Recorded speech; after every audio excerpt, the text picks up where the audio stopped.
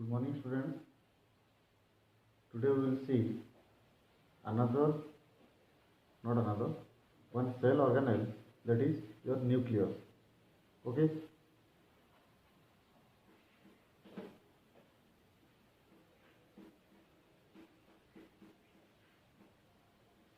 देखो इसका ओवरव्यू क्या है उसका न्यूक्लियस इज डिस्कवर्ड बाय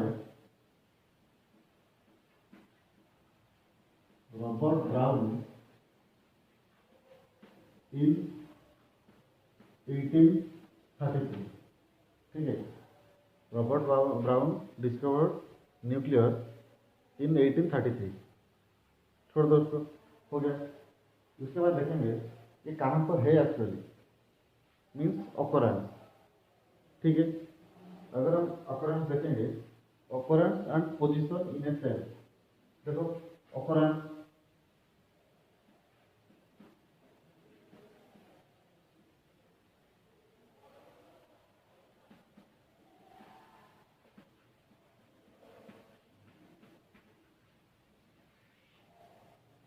देखो ऑकरेंस मतलब ये होता है कि ये मतलब आपका जो न्यूक्लियस है ये कहाँ पर होता है और उसका पोजीशन कहाँ पर है. मतलब आपके घर में टीवी है तो ये, लेकिन उसका पोजीशन कहाँ पर है वो तो इम्पोर्टेंट है ना. मैं सोचूंगा, मैं तो मतलब क्या बेड पे लेटा हुआ होता हूँ तो ऊपर मतलब छत के ऊपर एक टीवी लगा लूँगा, वो वाला तो नहीं होगा. मतलब उसका एक प्रॉपर पोजीशन भी होना चाहिए. तो फर्स्ट देखेंगे ऑकरेंस ये कहाँ कहाँ पर होता है.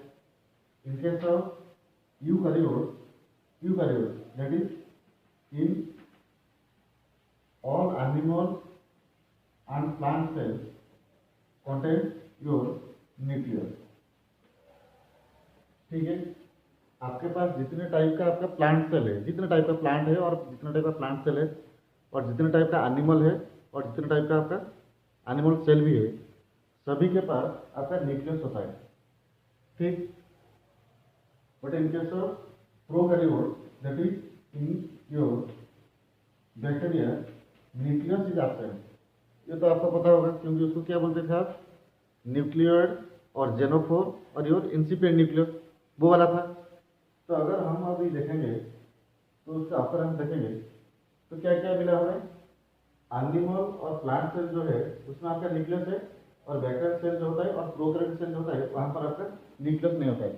But there are some exception to the eukaryotes also. मतलब आपका यूकैरियोटिक सेल जो होता है वहाँ पर भी आपका कुछ एक्सेप्शनल केस होता है जहाँ पर आपका न्यूक्लियस नहीं होता है, वो वाला थोड़ा देखेंगे. In case of certain eukaryote like that is in sieve tube cell, sieve tube cell वो वाला आएगा. एक्चुअली है क्या, आगे देखेंगे. Sieve tube cell, then RBC और इरिथ्रोसाइट. ठीक है, ये जो आपका आरबीसी जो है और इरिथ्रोसाइट जो है वो वाला सेल है. और एक क्या है आपका sieve tube cell. This cell lack your nucleus. Lack means absent और it is deficient of nucleus.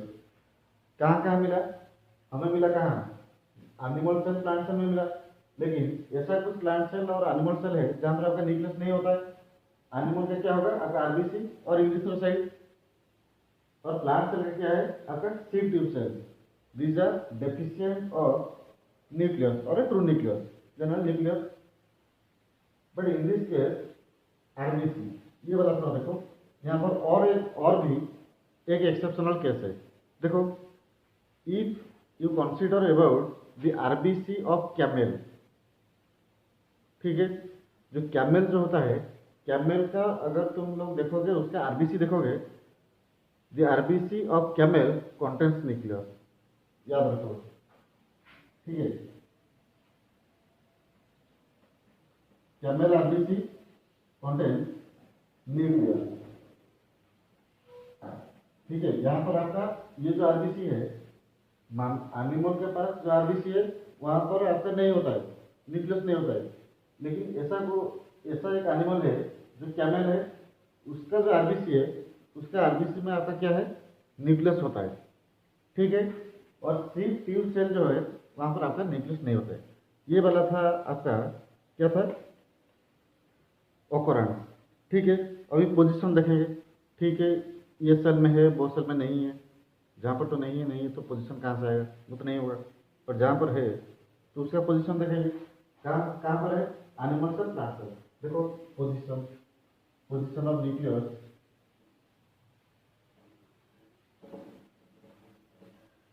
In cell क्या है actually position in case of plant cell.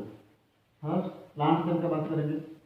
In case of plant cell the nucleus occupy the peripheral region, ठीक है।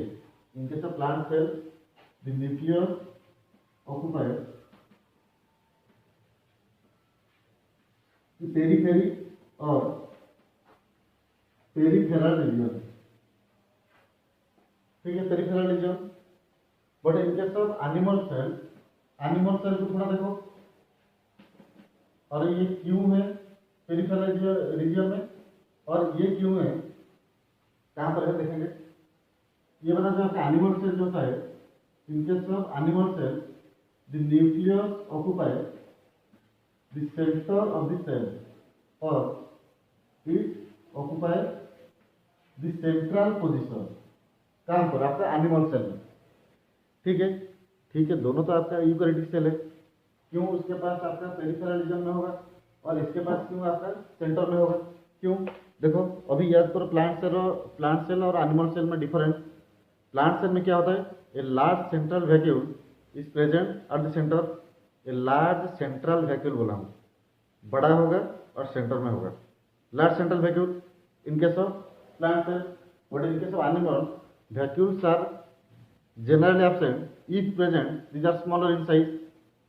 Okay, so due to the presence of a large central vacuole in plant cells, the nucleus occupies the peripheral or periphery. Okay, but in case of animal cells, as it does not contain any vacuoles, so the nucleus occupies the central position.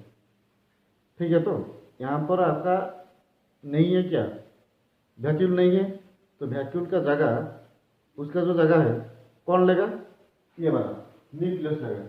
लेकिन plant में क्या होता है, एक large central vacuole है उसके पास, तो वहाँ पर क्या होगा, तो वहाँ पर तो कोई नहीं रह सकता, तो उसका जो पोजीशन होगा न्यूक्लियस का वो कहाँ पे होगा, आपका साइड में होगा। पेरिफेरल रीजन मीन्स साइड, मतलब सेल का साइड जो होता है, साइड मतलब साइटोप्लाज्म और आपका सेल मेम्ब्रेन जो है उसके साइड में होगा, किसका, उसके साइड में आपका होगा लोकेशन होगा, किस न्यूक्लियस का होगा, ठीक है। अभी चलो देखेंगे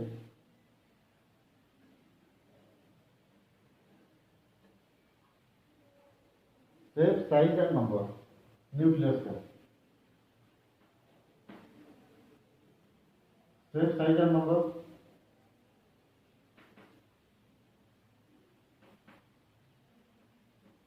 मतलब न्यूक्लियस का शेप और साइज और उसका नंबर क्या होता है actually. The nucleus is generally spherical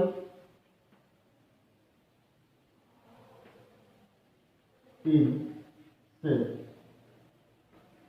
ठीक है। न्यूक्लियस का जो शेप होता है आपका जनरली आपका स्फेरिकल होता है, स्फेरिकल और राउंड शेप का भी होगा। And the shape of the nucleus varies greatly in all metabolic cells, ठीक है। तो ये वाला थोड़ा समझो, एक क्वेश्चन था शायद आपका N2C और कैरियोप्लाज्मिक इंडेक्स, वो वाला आएगा बाद में आएगा, यहाँ पर आ जाएगा। ये वाला क्या है, क्या बोल रहा है, शेप में स्फेरिकल शेप का हो सकता है, नहीं तो आपका कैसा होगा, राउंड शेप का होगा। लेकिन इसका जो होता है क्या, उसका शेप जो होता है ये मतलब वैरी करता है cell to cell, cell to cell vary करेगा।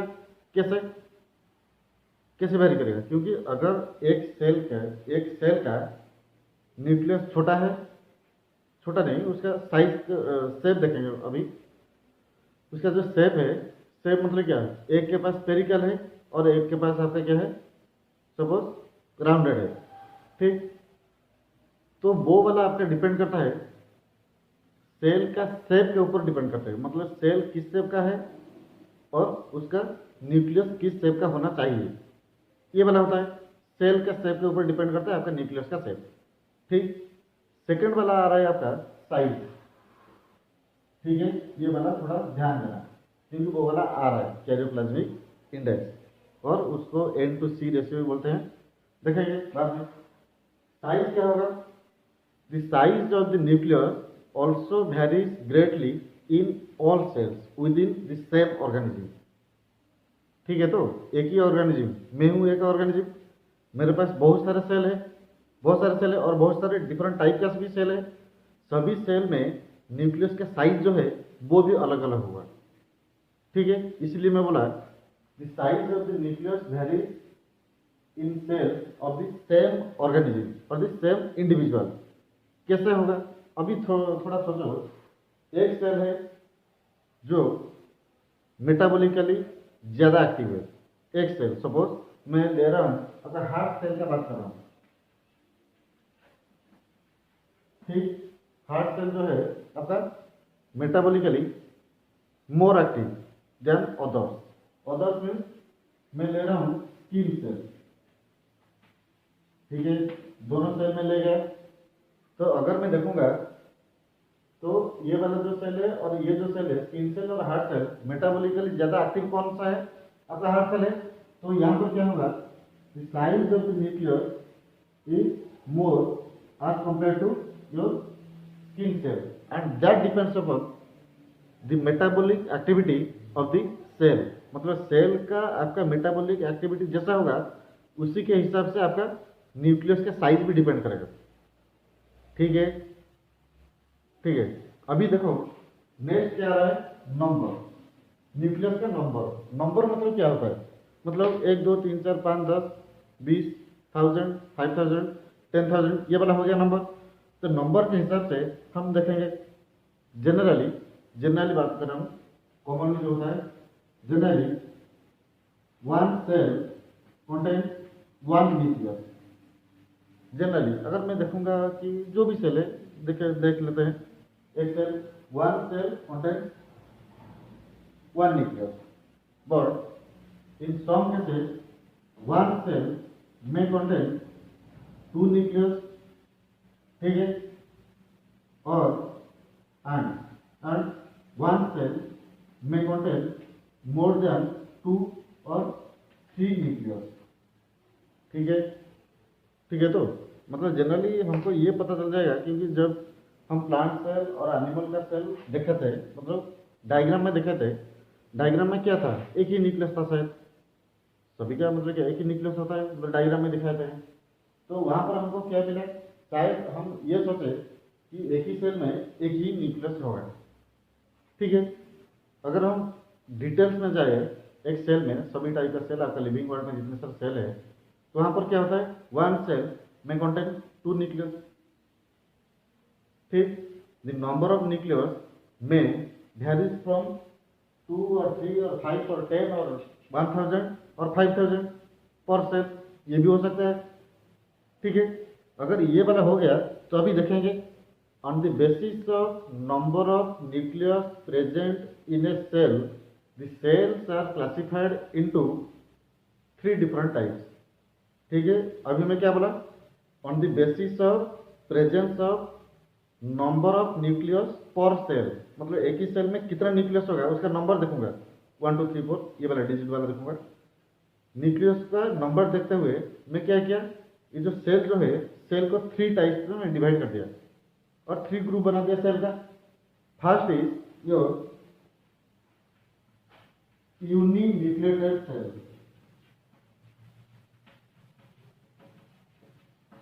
ठीक है, यूनिन्यूक्लिएटेड सेल क्या हो सकता है, मीनिंग ये तो आपको पता चल गया होगा शायद। Uni means one, nucleated means nucleus. ठीक, when one cell contains one nucleus then it is called your uninucleated cell। ठीक है, इजी है, सेकेंड देखो uninucleotide, second is your binucleotide cell. Binucleotide cell मतलब क्या होगा? Bi means two, nucleus means nucleus, where a cell contains two nucleus, then it is called your binucleated cell, two nucleus per cell. Okay, then the third one is your multinucleated cell. Multinucleated cell, multi means क्या हुआ? Many, and nucleated means nucleus. ठीक है, तो when more than 2 और 3 और 5 और 10 और जो भी है न्यूक्लियस होगा एक ही सेल में, तो वो वाला जो सेल होगा आपका क्या बोलेंगे आप लोग? मतलब उसको मल्टी न्यूक्लिएटेड सेल बोल सकते हो कभी। ठीक है, फर्स्ट क्या आ गया आपका? Uninucleated cell, that is one cell contains one nucleus. Then binucleated cell, one cell contains two nucleus. Multinucleated cell, one cell contains more than 2 और 3 और 5 न्यूक्लियस। ये वाला हो गया। And that is classified on the basis of the number of nucleus पर cell. मतलब आपके cell में न्यूक्लियस कितना होगा उसी के हिसाब से हम देखेंगे क्या उसके पास एक्चुअली कितना है। मतलब क्या बोलोगे आइदर यूनिन्यूक्लियोटाइड और बाइन्यूक्लियोटाइड और यो मल्टी न्यूक्लियोटाइड सेल। ठीक है, ये तो हो गया उसका इंट्रोडक्टरी पार्ट। अभी देखेंगे क्या देखेंगे? अभी देखेंगे चलो इसका स्ट्रक्चर देखेंगे, न्यूक्लियस एक्चुअली कैसे दिखता है और उसके पास क्या क्या है, और अगर उसके पास कुछ है तो फंक्शन क्या है और सेल में वो क्या करते हैं। ठीक है, देखो जनरली न्यूक्लियस इज कॉल्ड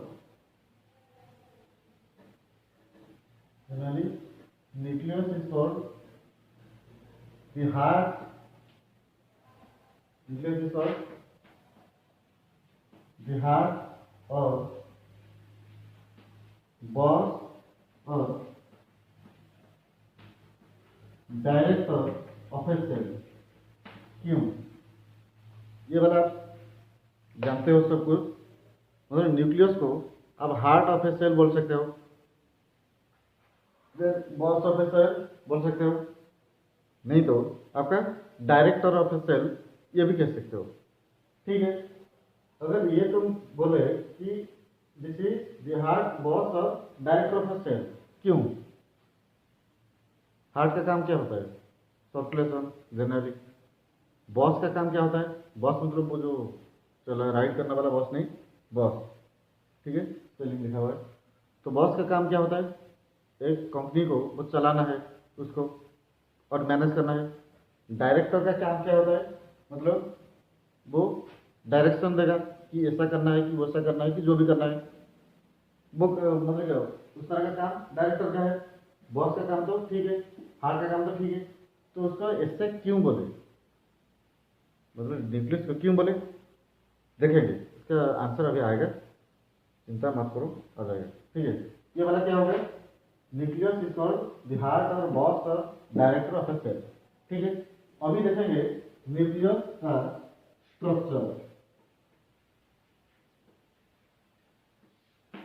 ठीक है, तो स्ट्रक्चर देखेंगे। देखो the nucleus which is found in eukaryotic cell, जो यूकैरियोटिक सेल में जो न्यूक्लियस होता है उसको क्या बोलते हैं? That is your true nucleus. True nucleus उसको कहते हो। In case of a true nucleus क्या होता है उसमें? याद करो थोड़ा, प्रोकैरियोटिक सेल में पढ़े थे, फर्स्ट जो था क्लास था प्रोकैरियोटिक सेल में, उसका क्या था? 4 कंपोनेंट था। क्या? द यूकैरियोटिक न्यूक्लियस और ए ट्रू न्यूक्लियस और a definite nucleus consist of और composed of 4 different parts। Okay, first is your nuclear membrane।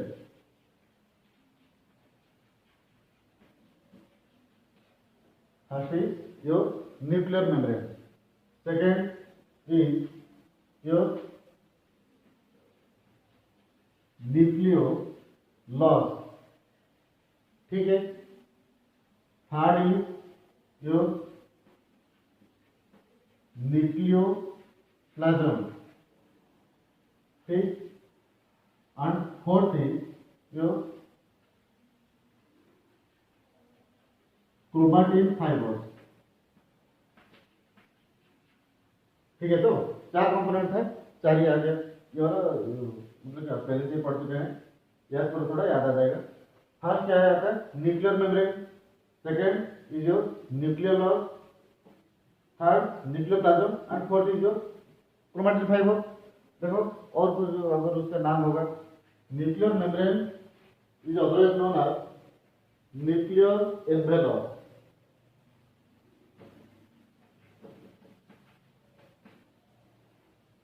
Nuclear envelope उसका और एक नाम है। Nucleolus is otherwise known as little nucleus, ठीक है। उसका और एक नाम है, उसको लिटिल न्यूक्लियस बोलते हैं। Nucleoplasm is also otherwise known as क्या, कैरियोलिन और न्यूक्लियर मैट्रिक्स,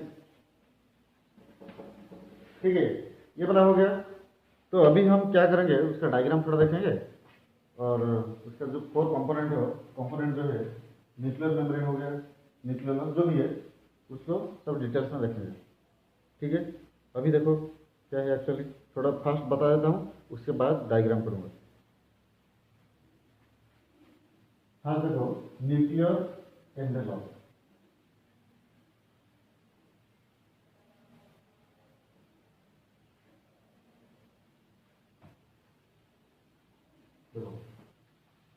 न्यूक्लियर एनवेलप और न्यूक्लियर मेम्ब्रेन क्या होता है यहाँ पर देखो।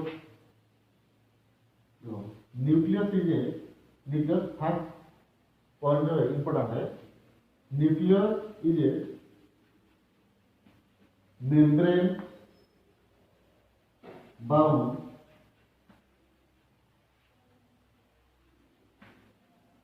सेल ऑर्गेनेल, ठीक है। It is a membrane bound cell organelle.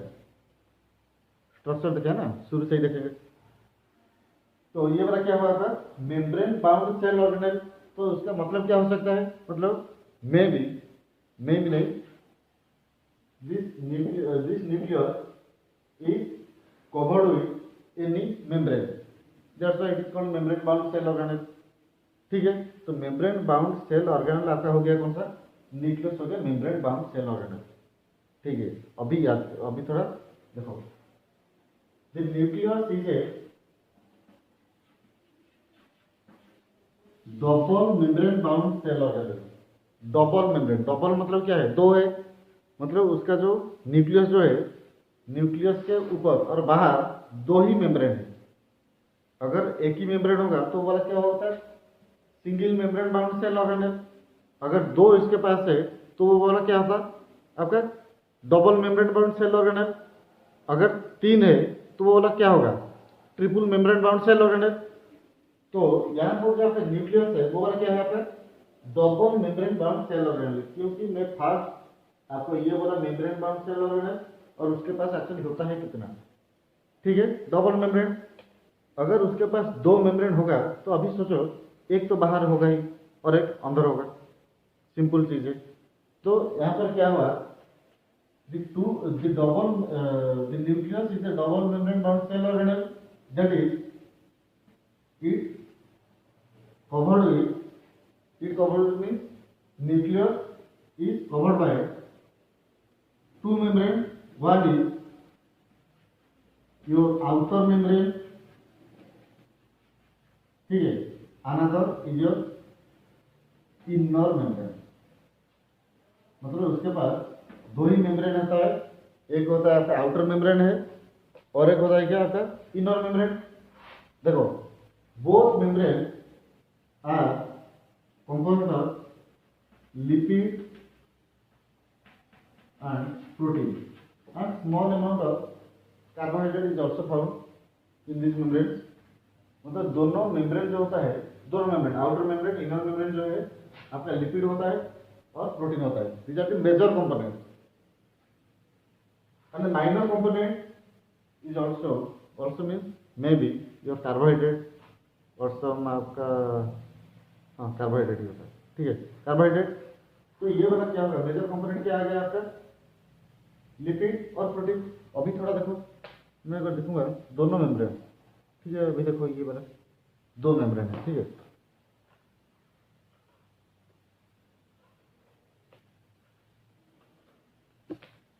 ये सोचो, ये जो है आपका दो मेम्ब्रेन, ये वाला सपोज एक मेम्ब्रेन हो गया, ठीक है ये वाला और एक मेम्ब्रेन, ठीक suppose this is your outer membrane ये वाला and this is your inner membrane, ठीक। और उसके बीच में आपका स्पेस तो होगा ही क्योंकि दो मेम्ब्रेन है, ठीक है एक है आउटर और एक है inner.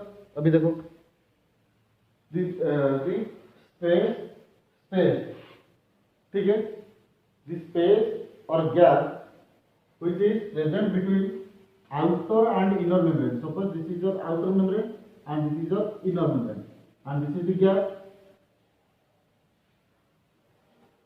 The gap or space which is present between outer membrane and inner membrane is called your perinuclear space. Perinuclear space और उसको सिंपली आप ये भी बोल सकते हो इंटर मेम्ब्रेन स्पेस, ठीक है इंटर मेम्ब्रेन स्पेस और पेरीन्यूक्लियर स्पेस, ठीक है तो हो गया। आउटर मेम्ब्रेन है इनर मेम्ब्रेन है, suppose this is your outer membrane and this is your inner membrane. Inner membrane उसके बीच में आपका तो गैप होगा ही क्योंकि दो मेम्ब्रेन है, अगर एक ही होता तो गैप नहीं होता, दो है तो गैप ही होगा। जो गैप है उसको गैप का नाम क्या है, पेरीन्यूक्लियर स्पेस और योर इंटर मेम्ब्रेन स्पेस, ठीक है। तो अभी चलिए देखेंगे न्यूक्लियस अभी कहाँ पर है, साइटोप्लाज्म के अंदर है, ठीक है ये साइटोप्लाज्म से बाहर है और अगर साइटोप्लाज्म से बाहर हो गया तो सेल से बाहर हो गया ना, तो साइटोप्लाज्म के अंदर है वो। अगर वो साइटोप्लाज्म के अंदर है, साइटोप्लाज्म में क्या क्या है, the cytoplasm contains about 85 to 95% of water of the total cell volume। आपका सेल वॉल्यूम जो जितना होता है अगर वो 100% हुआ तो 100% से उसका 85 to 95% सिर्फ आपका वाटर है, ठीक है। अगर वाटर है तो रेस्ट पार्ट क्या है आपका, आपका सेल ऑर्गेनल होगा, नहीं तो आपका जितने सारे बायोमोलिक्यूल है सब उसके अंदर है, मिनरल होगा, विटामिन होगा, एंजाइम होगा, प्रोटीन होगा, कार्बोहाइड्रेट होगा, लिपिड होगा, सभी चीज उसके अंदर है, मिनरल होगा जो भी है सब उसके अंदर है। तो ये न्यूक्लियस जो है ये भी एक कंपोनेंट है सेल का, ठीक है cytoplasm plus nucleus is equal to your cell, और प्रोटोप्लाज्म भी उसको बोल सकते हो, ठीक है सेल है। तो अगर ये मतलब न्यूक्लियस जो है साइटोप्लाज्म में है तो उसके चारों तरफ कुछ तो होगा ही, ठीक है। तो अगर वो न्यूक्लियस साइटोप्लाज्म में है तो उसके चारों तरफ कोई तो होगा, कोई तो होगा। अभी सोचो मतलब कोई भी हो सकता है या कोई स्पेसिफिक हो सकता है, वो भी एक क्वेश्चन हो सकता है, ठीक है मतलब कोई भी होगा या कोई स्पेसिफिक होगा वहां पर, वो वाला थोड़ा देखेंगे। देखो अभी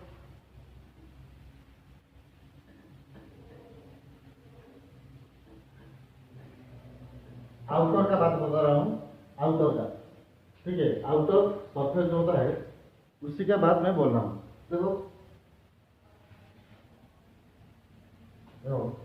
the outer membrane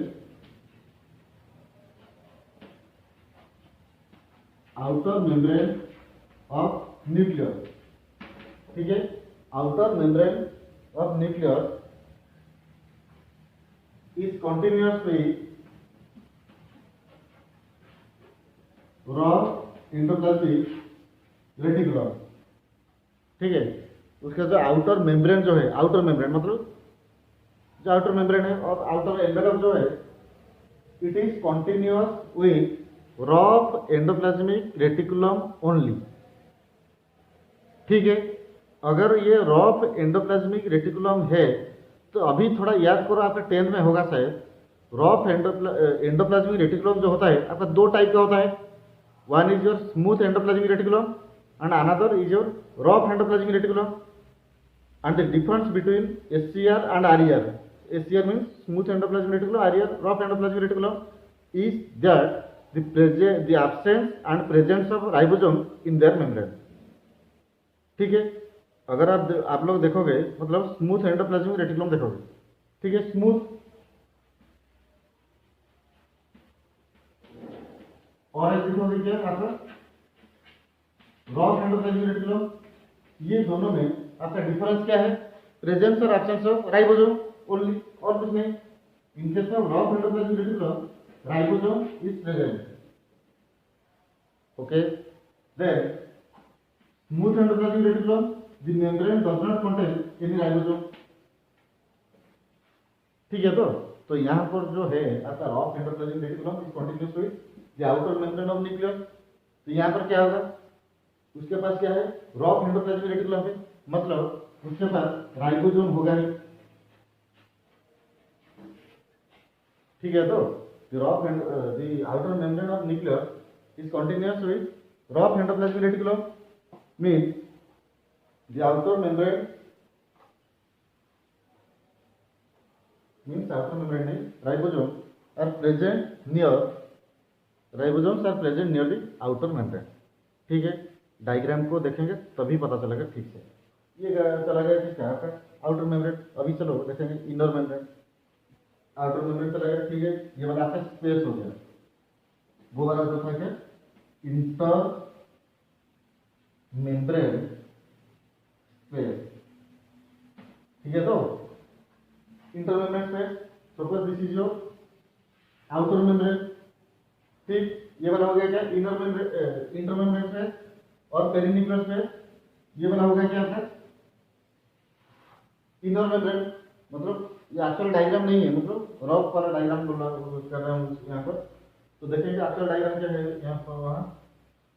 तो अगर ये वाला आपका इनर मेम्ब्रेन हुआ, इनर मेम्ब्रेन हुआ नहीं, सपोज ये वाला आपका इनर मेम्ब्रेन है, ठीक है, क्योंकि inter membrane space, outer membrane, inner membrane होगा, और तो कुछ नहीं है। अगर ये वाला आपका इनर मेम्ब्रेन है, इनर मेम्ब्रेन, तो अभी देखो वो क्या बोला है?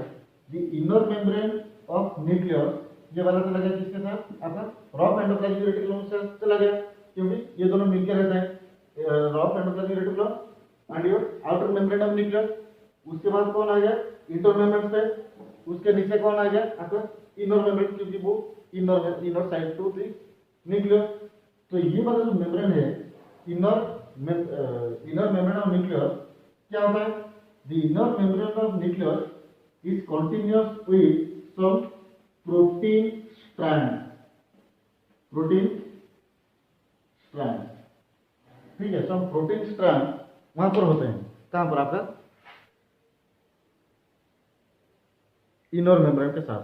ठीक है, आउटर मेम्ब्रेन के साथ कौन है? आपका rough endoplasmic reticulum. Inner membrane के साथ कौन है? आपका ये वाला प्रोटीन स्ट्रैंड है। ठीक है, तो and these protein strands are known as, यही पे लिखता हूँ, and these protein strands are known as your lamin